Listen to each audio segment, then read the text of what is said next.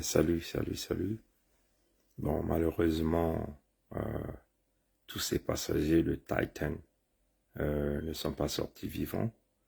Les gardes-côtes américains viennent là de faire donc le bilan euh, sur le sous-marin qui était en expédition sous-marine sur l'endroit où avait coulé le Titanic. Le Titanic, c'est éventuellement ce gros bateau qui avait coulé entre la nuit, je crois, du 15 ou du 12 juin, un truc pareil, entre le 14 et le 15 juin 1912, hein, et qui avait donc entraîné la mort de plusieurs individus. Bon, malheureusement, les gens sont toujours dans la recherche des inventions sur comment faire le business. Donc, il y a eu donc des gens qui ont pensé de mettre en place une compagnie qu'ils ont appelée Ocean Gate. Ils ont donc fabriqué un sous-marin qui pouvait donc emmener des explorateurs pour aller visiter le reste de ce qui était du Titanic sous l'océan Atlantique. Et éventuellement, le voyage pour chaque passager, c'était à 250 000 $. Bon, là, on parle de 4 passagers plus un pilote. Bon, quand vous voyez les émissions réalisées par le CEO, donc le propriétaire de cette compagnie, il vous parle même que ce sous-marin pouvait être piloté par juste une télécommande que nous jouons les jeux vidéo. Vous comprenez? Bon, selon le rapport des gardes-côtes américains, il parle de l'implosion. Hein? L'implosion. Donc, on a découvert des débris, des débits ou les restes de ce titan. Le titan, c'est le nom dessus.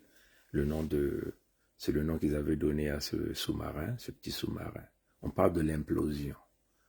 Bon, quand déjà on parle de l'implosion, c'est donc typiquement pour ceux qui ont la connaissance de la résistance de matériaux ou de la mécanique, vont vous parler que c'est un problème d'intégrité, de l'intégrité de la structure. Hein? Et donc c'est éventuellement le domaine dans lequel nous exerçons, surtout qu'il s'agit ici des pressions intérieures et extérieures. La différence entre l'implosion et l'explosion, hein, c'est d'ailleurs, il faut d'abord savoir que les deux, qu'il s'agit de l'implosion ou de l'explosion, ce sont des réactions avec brutalité qui exercent, on peut simplement dire, comment je peux même expliquer ça, qui dégagent assez d'énergie. Hein. La seule différence, c'est que l'explosion, c'est tu pars de la source d'énergie vers l'extérieur. Ça, c'est l'explosion. De la source d'énergie vers l'extérieur. Hein. Fragmentation, détonation. Donc, c'est une énergie qui se propage du point d'impact vers l'extérieur en créant des dégâts à l'extérieur. Hein. Voilà pourquoi vous voyez des gens posent parfois des éléments explosifs quelque part afin de créer des détonations, des fragmentations, afin que l'énergie que ces éléments explosifs rejettent puisse créer assez de dégâts au milieu extérieur. Par contre, l'implosion, c'est une force qui part de l'extérieur vers l'intérieur. Est-ce que vous comprenez? Maintenant, essayons de regarder dans le contexte de ce sous-marin. Il parle de l'implosion. Ça signifie quoi? Il y a eu des forces extérieures qui ont exercé assez de force sur la structure. Mais quelles sont ces forces extérieures-là? C'est éventuellement le poids de l'eau, parce que le Titanic se retrouve à 4000 mètres sous l'eau, dans l'océan Atlantique, 4000 mètres. Donc il y a une forte pression, ce que nous appelons ici la pression hydrostatique. Éventuellement, vous voyez la masse d'eau, le volume d'eau sur cet objet. Vous voyez que au fur et à mesure que vous allez dans la profondeur, il y a ce qu'on appelle la pression hydrostatique. Hein, la pression hydrostatique. Plus vous avez la hauteur, hein, plus vous descendez, avec le volume d'eau qui exerce sur vous, le volume d'eau exerce une forte pression sur chaque équipement. Si vous êtes un sous-marin, donc le volume d'eau, la pression hydrostatique exerce une forte pression sur vous. Donc, vous devez concevoir la structure du sous-marin de telle sorte que ça puisse résister à cette force-là. Voilà pourquoi on parle de l'équilibre des forces. Hein, quand nous étions un peu au lycée, même ici, quand nous sommes à l'université, on appelle ça en anglais free body diagram. Free body diagram, c'est-à-dire qu'on essaie de faire un diagramme sur lequel on essaie de faire la balance des forces. La balance des forces. Si nous sommes en mouvement, la somme de forces est égale à MA, hein, l'accélération, plus la masse. Hein, l'accélération multipliée par la masse. Hein. Si nous ne sommes pas en mouvement, la somme de force est égale à 0. Et puis on peut donc faire ce que nous appelons un repère. Hein. Est-ce que nous nous déplaçons sur l'axe vertical, l'axe horizontal ou l'axe Z? Hein. Ça, c'est des choses que nous connaissons tous dans les notions de physique élémentaire. Hein, vous comprenez? Maintenant, regardons donc la structure. La structure, ce que nous appelons l'intégrité. Hein, l'intégrité de cette structure. Il n'y a donc pas eu de balance de force. Ça signifie quoi? Ça signifie que la pression extérieure avec la masse d'eau était suffisamment supérieure à la pression intérieure même du Titan. Hein. Titan, c'est ici, c'est le sous-marin. Le sous-marin, voilà, c'est le sous-marin. Comprenez? Donc, la pression d'eau était plus grande que la pression à l'intérieur de ce petit engin. Comprenez? Et quand la pression d'eau, puisque nous sommes à 3000 mètres, est supérieure, ça signifie que ça va donc fracasser hein, la structure, donc la coque même hein, de ce sous-marin. Ça va fracasser, c'est comme ça. Hein, ça va fracasser. Voilà quand vous voyez que même quand les astronautes veulent aller en l'espace, ils utilisent des engins ou des engins pressurisés et ils portent des équipements assez lourds pour balancer la pression. Vous comprenez ça, chers amis? Donc, on vient donc à la conclusion, on veut simplement dire que ceux qui ont construit ces sous-marins ont simplement triché ou ils ont réalisé des tests et les tests n'ont pas été appropriés parce que la structure n'était pas capable de résister à la pression à la profondeur de 4000 mètres sous l'eau. Comprenez? Donc voilà pourquoi les experts des gardes-côtes américaines ont parlé de l'implosion. Donc vous avez des forces de l'extérieur, ont donc exercé la force sur l'élément que nous appelons ici donc le sous-marin. C'est comme, vous voyez, une canette, hein, une boîte canette jus que vous avez. Si vous appuyez ça comme ça, là, hein, vous appuyez ça comme ça. Si elle n'a pas la pression à l'intérieur, vous appuyez ça comme ça, crac, vous allez donc crush ça, hein, vous allez broyer ça. Parce que vous exercez la canette, vous exercez la force à l'extérieur. Donc, en exerçant, la canette s'implose, hein, la force part de l'intérieur. C'est comme une bouteille d'eau. Si elle est vide, vous appuyez, hein, vous exercez la force part de l'extérieur. S'il n'y a pas une force pour contrebalancer ce que vous exercez, la bouteille va s'imploser. Comprenez? La bouteille va s'imploser. Voilà pourquoi, quand on remplit les canettes de jus, hein, on introduit dans les procédés d'embouteillage, on introduit quelques gouttes d'azote, de gaz azote à l'intérieur pour que les canettes ne s'écrasent pas lors du transport ou lors de mouvement. Hein? Parce que quand il y a la pression à l'intérieur, vous appuyez, ça résiste. Comprenez? Et tout ça, c'est des phénomènes physiques.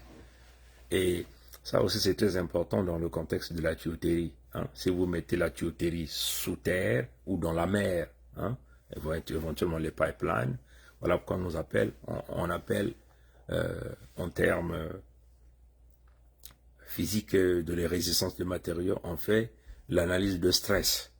Est-ce que le matériel que vous avez choisi, en fonction de l'épaisseur de la structure, est-ce que cette tuyauterie est capable de pouvoir résister à cette pression sous l'eau, hein, ce qu'on appelle stress analysis, c'est ce que nous faisons hein, dans la tuyauterie.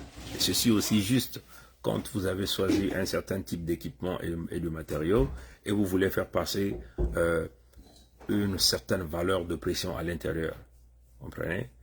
Et si vous n'avez pas proprement choisi le matériel, c'est-à-dire que si vous faites passer une pression qui est supérieure à la valeur même de l'équipement, ça va entraîner quoi?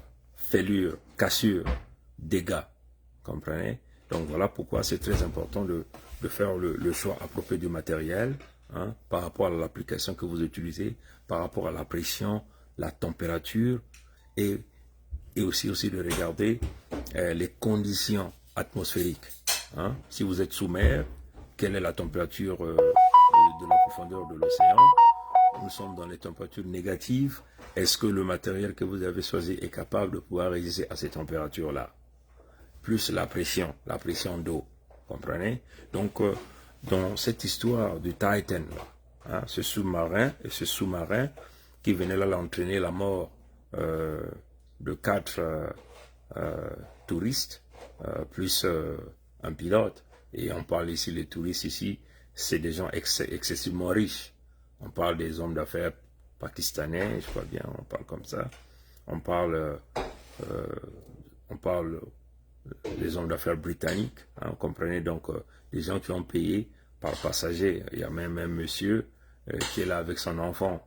Vous comprenez, donc ils ont payé 250 000 $ américains à chacun. Vous comprenez ça, chers amis? Donc 250 000 $ à chacun, pour les 4, c'est 1 million de $. C'est beaucoup d'argent. Et pour aller trouver la mort après.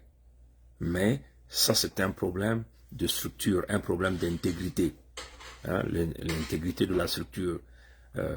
C'est-à-dire que le matériel qui avait été choisi n'était pas capable de résister à une pression à plus de 4000 mètres de profondeur de l'océan. Hein, parce que à 4000 mètres, la pression elle est très forte. Le volume d'eau, c'est une grande force qu'on exerce. Vous comprenez? Et donc ce n'est pas n'importe quel équipement que vous pouvez aller. Maintenant, le questionnement se pose. Parce qu'il y a d'autres sources qui disent même que ce monsieur n'avait pas les certifications appropriées. Mais comment il opérait? Vous comprenez ça, chers amis? Comment il opérait? Donc, il faut dire qu'il y a une fraude, il y a une corruption pour laisser fonctionner ce genre d'équipement et aujourd'hui qui a donné la mort aux individus. Mais tout à l'heure, j'étais en train de lire un petit article. J'étais en train de lire un petit article. Je vais simplement essayer de le lire encore. C'est en anglais, hein? Ce que je viens de voir ici. Ça, c'est éventuellement ça, c'est éventuellement un news qui a publié ça. Bon, voilà. C'est quelle partie? Apparemment, même le propriétaire avait déjà des grands problèmes avec son associé. Et son associé l'avait poursuivi parce que son associé avait pensé que il n'avait pas réalisé les tests appropriés. Ça, c'est ce que l'article dit. Hein, je vais simplement essayer d'aller voir.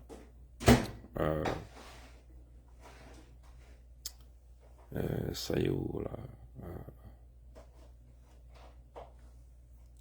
Bon, voilà. Voilà, ils disent quoi? What could make the Titan explode? Hein? Explode. Voilà, on parle de l'implosion. Hein? Explode. Hein? Je vais lire ça en anglais puis je vais faire la traduction. Concern has been raised about the design of the Titan in 2018 regarding the pressure that it could withstand. The vessel was designed with NASA and the University of Washington, according to the creator Stoke Rush, built with carbon fiber and titanium. Bon, donc il dit simplement que le design de ce sous-marin-là a été réalisé avec l'assistance de la NASA et de l'Université de Washington. Hein.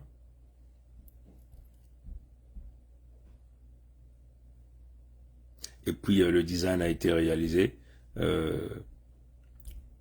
Enfin, il y a eu un peu des inquiétudes, hein, des inquiétudes qui ont été émises, hein, en 2018, hein, par rapport au design de ça, Et on parle le propriétaire qui est le créateur même, hein, de ce que nous appelons Ocean Gate, donc le propriétaire certainement du sous-marin qu'on appelle Stockton Rush, hein, a dit que ce sous-marin avait été construit avec du matériel, c'est-à-dire que le carbon fiber, donc de fibres de carbone et du titanium. Hein. Experts say that it should be able to withstand. Hein.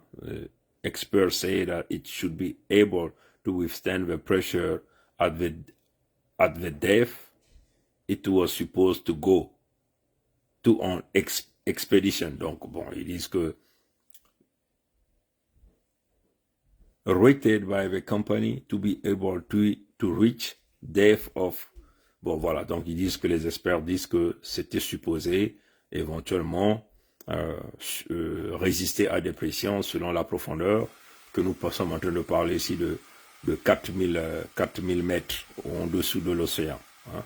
However, ça c'est maintenant cependant, the vessel was never certified by a qualified third-party organization through traditional assessment.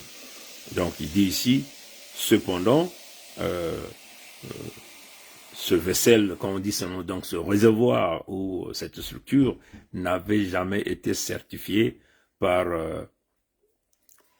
une troisième partie, hein, c'est-à-dire que une troisième partie dans l'industrie même, hein, selon les approbations traditionnelles de ce genre, de ce type d'engin. Donc vous comprenez que quand on parle de troisième partie, ce sont des inspecteurs, des structures qui sont éventuellement ont la certification du gouvernement pour faire ce genre de choses, venir évaluer, faire des tests et donner des certifications. Donc ça n'a jamais été fait. Ça c'est ce que l'article dit. Vous comprenez? Bon, j'étais où? Voilà. However, the vessel was never certified by a qualified third-party organization through a traditional assessment. Donc, selon l'évaluation traditionnelle de ce type d'engin, il y a des organisations qu'on appelle ici totalement indépendantes qui réalisent ce genre de tests et qui donnent de la certification. Mais ça n'a jamais été fait. C'est pas passé par la structure. Donc, nous comprenons ici que il y a eu une volonté de tricher, hein, pour que qu'on ne pousse pas à tous les tests nécessaires pour donner la certification qu'il fallait à cet engin-là. Bon, in 2018, David Lottridge, the director of marine operation at Ocean Gate Expedition, wrote a scolding report about the Titan submissile, saying that it requires more testing. Bon, là, on dit encore qu'en 2018, Monsieur David Lottridge, qui était le directeur des opérations marines à Ocean Gate Expedition, avait écrit donc un rapport que le Titan, donc ce sous-marin, devait normalement continuer avec tout le processus des tests pour avoir la certification appropriée, la certification appropriée. Donc en réalité, ils n'avaient jamais terminé les évaluations, hein, pour se rassurer de l'intégrité de la structure, comprenez? After he left the company that year, he came out in the court proceeding in a legal battle between him and his former employee that the viewport of the Titan was only certified up to 1300 meters. Donc, en réalité, en 2018, hein, il a quitté donc la compagnie, il a donc emmené son employé, donc certainement le propriétaire de Ocean Gate, donc de cette compagnie, au tribunal. Il a dit au tribunal que cet engin ne pouvait qu'aller dans les profondeurs océaniques de 1300 mètres et non 4000 mètres. Ça, c'est ce que l'ancien directeur dit. Comprenez? That is less than a third of what will be needed to reach the Titan. Donc, il a dit que ça, c'est seulement un tiers de la distance qu'il faudrait pour arriver à la profondeur où se retrouvent les débris ou le reste du Titanic, parce que le Titanic est à 4000 mètres sous l'eau, et donc l'ancien directeur de Ocean Gate a dit au tribunal que l'engin sous-marin Titan, qu'on appelle Titan, ne pouvait jamais arriver dans la profondeur des 4000 mètres, mais c'est approuvé seulement, d'après les tests que nous avons réalisés des tests jusqu'à 1300 mètres seulement, c'est ce que l'article dit. Donc il y a eu des poursuites judiciaires entre les deux, comprenez? However, Aaron Newman, fourth-time passenger on the Titan and shareholder in Ocean Gate, which built and operated the Titan submerged, told the MSNBC, Ali Velshi, that the vessel has been a prototype. Bon, voilà, donc apparemment, le patron a dit donc à MSBC, qui est un média ici, donc Ali Velshi, que leur bateau, hein, leur sous-marin, c'était un prototype. Hein, c'était un prototype. This was, et puis il dit que c'était un prototype. Et il a dit que this was the third expedition to the site of the Titanic wreckage. Ils disent que bon, nous étions déjà à notre troisième expédition, which one provisionally in 2021 and another one in 2022. Donc, il y a eu donc 3 expéditions déjà. Une expédition s'est réalisée en 2021 et une expédition en 2022. Donc, on peut simplement dire que c'était peut-être par coup de chance, hein, les premières expéditions. Ils sont partis quand vous voyez que, par exemple, quand vous voyez la tuyauterie, hein, chaque tuyauterie qu'on design, par exemple, puisque la tuyauterie, c'est une pression qui coule à l'intérieur. Il y a ce qu'on appelle rupture pressure. Donc, comment je peux expliquer ça? La pression de cassure. Hein? Quand on teste une tuyauterie, on teste et on ajoute des facteurs, hein, de sécurité. Pour dire que nous avons testé cette tuyauterie, par exemple, à 50 mégapascales, par exemple. Hein? Mais on ajoute les facteurs de sécurité. On dit que quand même que nous avons testé jusqu'à 50 mégapascales, mais nous pensons que nous pouvons utiliser ça jusqu'à 75 mégapascales. Mais si nous atteignons 100 mégapascales, la tuyauterie va se casser. Comprenez? Donc ça aussi c'est le même cas.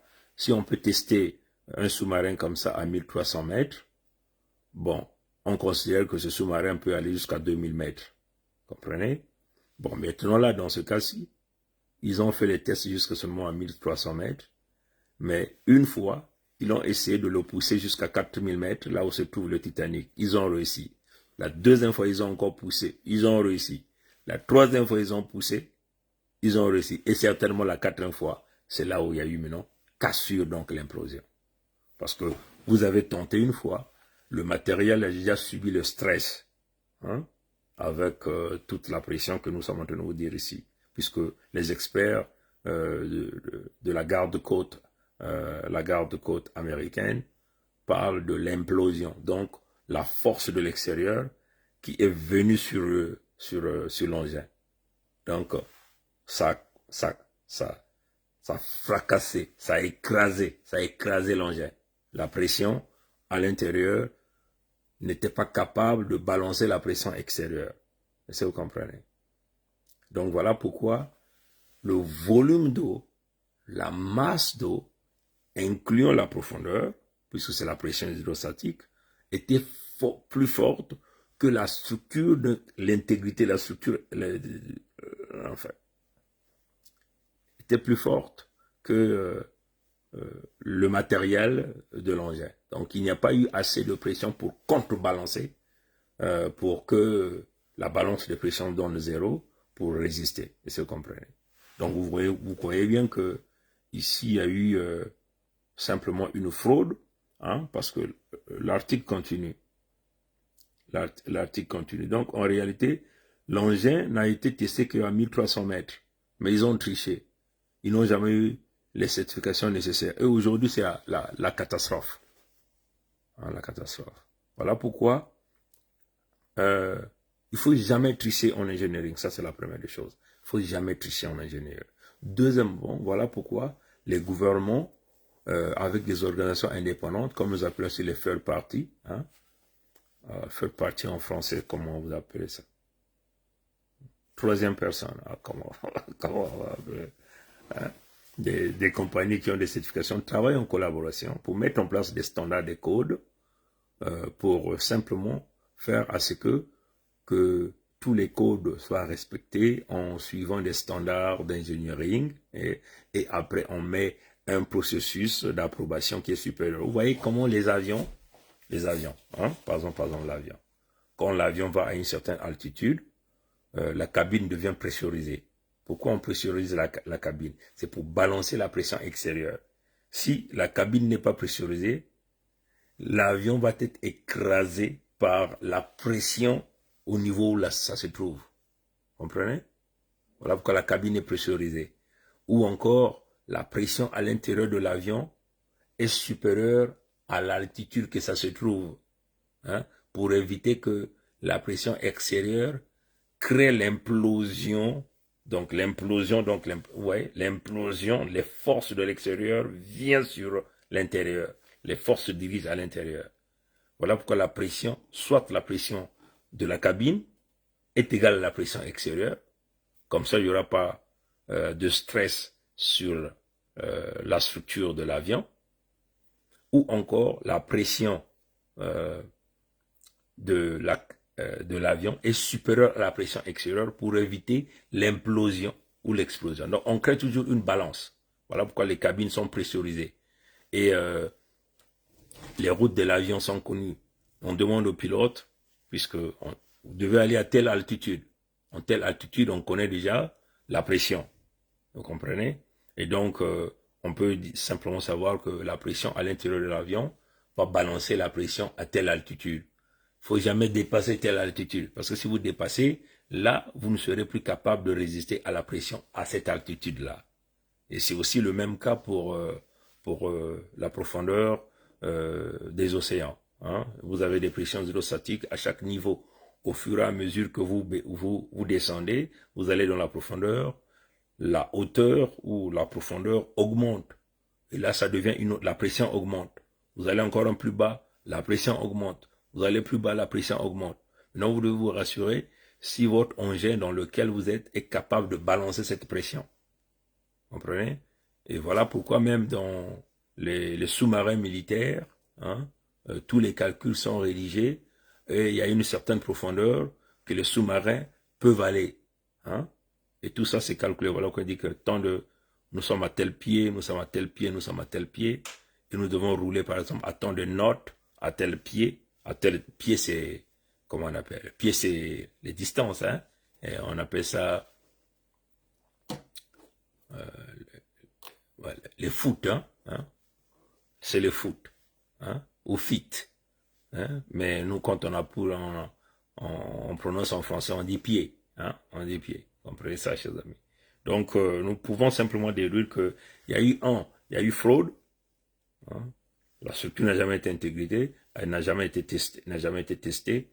Il y a eu tricherie dans tout le système, incluant la régulation, puisque ça c'est une compagnie, OceanGate, c'est une compagnie américaine.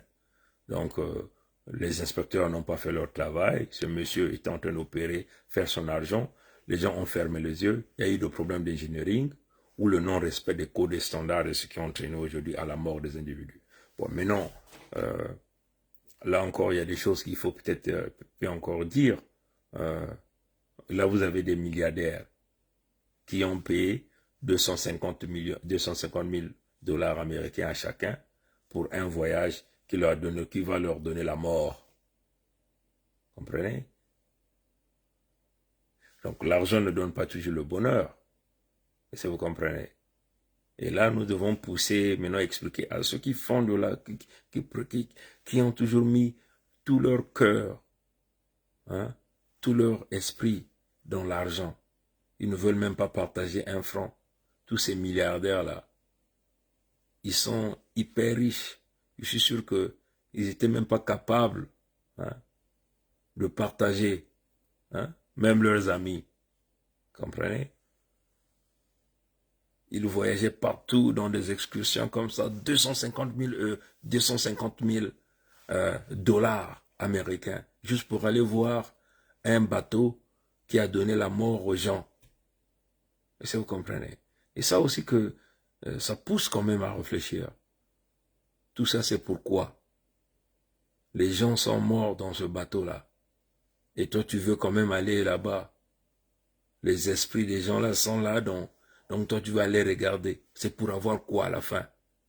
Comprenez? Mais tu as quand même payé 250 000 dollars, qui représentent beaucoup d'argent pour sauver des milliers et des milliers de vies. Et ça, vous comprenez? Donc ça aussi, c'est des leçons de vie qu'il faut tirer. Hein? Il y a d'abord, vous qui avez l'argent, vous avez pris l'argent. C'est toujours vous qui devez avoir l'argent. Vous ne pouvez pas partager. Et l'argent pousse à des folies. Et là encore, c'est une folie. Vous allez aller à 4000 pieds de profondeur, d'aller simplement voir les restes d'un bateau qui a entraîné la mort à plusieurs individus. Vous comprenez? Bon, ça c'est la folie des riches. Voilà pourquoi ils aiment que les autres soient pauvres, pour que eux ils peuvent arriver à des endroits privilégiés. Or que les endroits privilégiés peuvent toutefois vous emmener aussi à la mort. Donc vous comprenez? Donc là nous sommes dans le contexte où vous êtes riche, vous n'êtes pas riche. Tous nous passerons par ce chemin qui s'appelle ici la mort. Donc c'est pas parce que vous avez l'argent que vous allez vous échapper. Aujourd'hui, les multimilliardaires, hein, l'argent est resté. Et même là encore, la punition, c'est que on n'arrive même pas à retrouver leur cadavre. Donc les gens vont faire le deuil sans pourtant avoir votre corps là où on peut enterrer. Vous voyez le contraste de cette vie. Voilà pourquoi on dit, vous venez tuer les autres pour l'argent. Mais la nature a ses surprises. Et ça, vous comprenez. Donc c'est triste pour les familles, mais il faut le dire de manière claire. Donc, et là c'est maintenant une leçon. Voilà pourquoi on ne blague pas avec l'ingénierie. Hein? Tout ce qu'on fait, il faut faire selon le respect des normes et standards. Parce que si les experts des gardes-côtes américaines parlent de l'implosion, et on a retrouvé le reste de ce sous-marin, le Titan, et c'est clair, l'implosion, c'est la force extérieure sur l'objet. La force extérieure ne pouvait qu'être que la force de l'eau, la pression de l'eau. Et donc l'objet, le sous-marin, le Titan, n'avait jamais été construit pour résister à une pression en 4000 de profondeur, 4000 mètres de profondeur. Donc l'intégrité de la structure ne pouvait pas résister à ça. Quand même qu'ils ont essayé une fois, deux fois, trois fois, ils avaient forcé, ils avaient triché. Et encore, l'article parle qu'il y a déjà eu des poursuites judiciaires parce que celui qui travaillait dans le projet, dans la compagnie, a avoué que nous avons seulement testé l'engin jusqu'à 1300 mètres.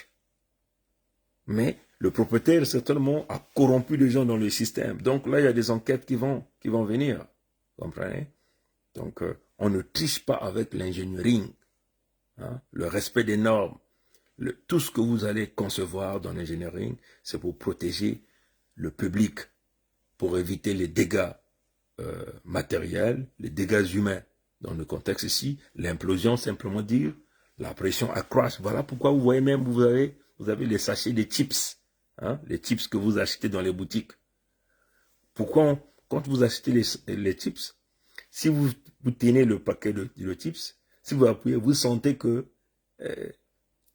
il y a un gaz à l'intérieur. On ajoute les gouttes de l'azote gazeux à l'intérieur. Hein. Parfois, c'est le gaz carbonique. On ajoute à l'intérieur pour éviter que les chips qui sont à l'intérieur puissent s'écraser au mouvement. Le volume du gaz gonfle un peu le paquetage pour maintenir les chips intacts à l'intérieur. Donc, on ajoute une pression pour que la pression de l'intérieur soit supérieure à la pression extérieure, parce que la pression extérieure, c'est la pression atmosphérique. Comprenez?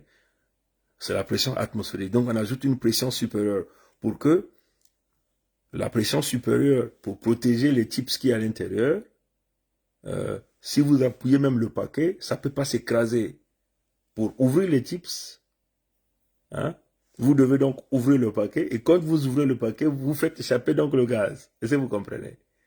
Et donc, tant qu'il y a le gaz à l'intérieur, si vous appuyez fort le paquet de chips, ça ne va pas se casser, parce qu'il y a le gaz qui est à l'intérieur. Donc, la pression à l'intérieur est supérieure. C'est pour protéger le produit. Sinon, les chips sont très fragiles.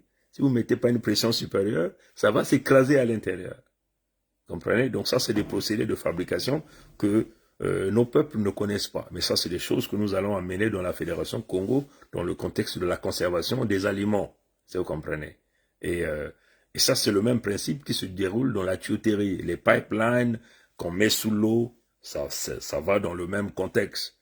Si vous ne vous ne choisissez pas du matériau approprié pour protéger, renforcer, donc ce que nous appelons la résistance des matériaux. Hein, la résistance des matériaux. Vous ne faites pas l'analyse de stress. L'analyse de stress, ce que nous appelons ici, on utilise plusieurs softwares. On appelle le Final Element Analysis. On utilise le milieu, la pression, la température, et tous ces facteurs-là vous permettent de choisir le bon matériel et parfois même faire ce que nous appelons la modélisation, hein, pour renforcer le matériel. Et ça, c'est des principes d'ingénieur. Quand vous trichez en engineering, à la fin, c'est le dégât. À la fin, c'est la fêlure. C'est la fêlure, c'est en anglais. Voilà. À la fin, c'est la cassure. Parce que vous poussez le matériel aux limites, à ses limites d'élasticité. Vous savez que chaque matériel a ce qu'on appelle le module de Young. Hein. Quand vous poussez le matériel pousse. Quand vous dépassez la zone linéaire, ça passe à la zone de ce que nous appelons l'élasticité. Hein. Parce que dans la zone d'élasticité, le matériel est capable de revenir à sa position initiale. Hein. Quand vous poussez le matériel arrive jusqu'à sa zone d'élasticité. Et quand vous le poussez aux zones d'élasticité, c'est comme l'élastique. Vous tirez, vous lâchez. Et donc, vous soumettez le matériel au stress. Hein? Et c'est la même chose ici. Donc, vous le poussez le matériel, ça arrive jusqu'à sa zone d'élasticité. Quand ça dépasse la zone d'élasticité, vous le poussez encore plus fort à des pressions, le matériel se déforme. Quand le matériel se déforme, le matériel ne peut plus revenir à l'état initial. Et si vous continuez à le pousser, ça a déjà arrivé à la déformation plastique, ce qu'on appelle la déformation plastique, en résistance des matériaux. Quand ça arrive à la déformation plastique, vous le poussez encore, et donc là, ça arrive à la cassure, ça va se casser. Dans ce cas-ci, vous voyez que ce bateau, selon l'article que je viens de lire, a été testé seulement à 1300 mètres de profondeur. Or que le reste du Titanic, c'est à 4000 mètres de profondeur. Donc, ils sont partis une fois, ils sont partis deux fois. Donc, ils avaient déjà soumis ce matériel au stress, au véritable stress. Vous comprenez? Donc, le matériel est parti, est revenu comme un parcours de chance. Quand même que ça n'a jamais été testé pour 4000, mais ça a quand même résisté. Donc, le matériel avait déjà subi une forte pression. Le matériel est parti sur son domaine plastique, certainement pour la deuxième fois, domaine élastique. Et là, ça a largement dépassé avec la pression qui a poussé, ça a largement dépassé. Et donc, on arrive donc à la cassure. Voilà pourquoi les experts ont parlé de l'implosion. Donc, on a crack. Si vous prenez la bouteille, vous appuyez, crac, vous prenez une canette de jus, vous prenez là, hein, vous appuyez, parce qu'à l'intérieur, il n'y a pas de pression qui balance ta force, votre force. Donc, ça va s'écraser. Et c'est ce qui s'est passé. L'implosion. Donc, voilà un peu, donc on peut dire que deux conséquences ici. Tout le monde est impliqué. Hein, les gouvernements qui ont laissé ces gens-là faire ce business, les inspecteurs qui ont donné les approbations. Donc, il y a eu la fraude, il y a eu le non-respect des principes d'ingénieur. Donc, et puis, ça a coûté la mort aux individus. Et là encore, les riches, qui n'ont rien à faire avec cet argent, au lieu d'aller faire des dons, vont seulement aller dans la profondeur pour être les privilégiés à arriver à ce lieu, pour aller explorer un bateau qui a tué des milliers de gens, parce qu'entre la nuit du 14 et 15 juin 1912, hein, le Titanic s'est écoulé. Hein, c'est là où on parle de ce bateau qui a coulé. Tout ça, c'est seulement pour aller voir le reste de ces bateaux. Un milieu privilégié où tout le monde ne peut pas arriver. Il faut payer 250 000 $ américains par personne. Et à la fin, c'est trouver la mort. Ah, vraiment. Tout le monde passera par là. Maintenant, ça dépend de la manière que vous allez passer par ce chemin. Là, c'est des familles qui, pour leur argent, on ne pourra même pas voir leur cadavre. Parce que là, on parle de ça. Hein? On a vu les débris, comme on dit, hein, le reste, mais on ne trouve pas les cadavres. Donc, vous qui êtes milliardaires, respectez des grands chefs d'entreprise, vous avez des caisses remplies d'argent. Et là, le cadavre est parti. Et même le pauvre qui meurt dans la pauvreté, au moins, il va voir où là on va l'enterrer. Vous voyez le contraste. En réfléchissant. Voilà, donc, voilà un peu ce que je tenais à vous dire. Que Dieu vous garde, que Nzamé pour nous garde tous. Et qu'il continue à nous sauvegarder. Parce que le dehors est mauvais. Ce qui est bizarre, c'est que les Simpsons avaient déjà prédit ça.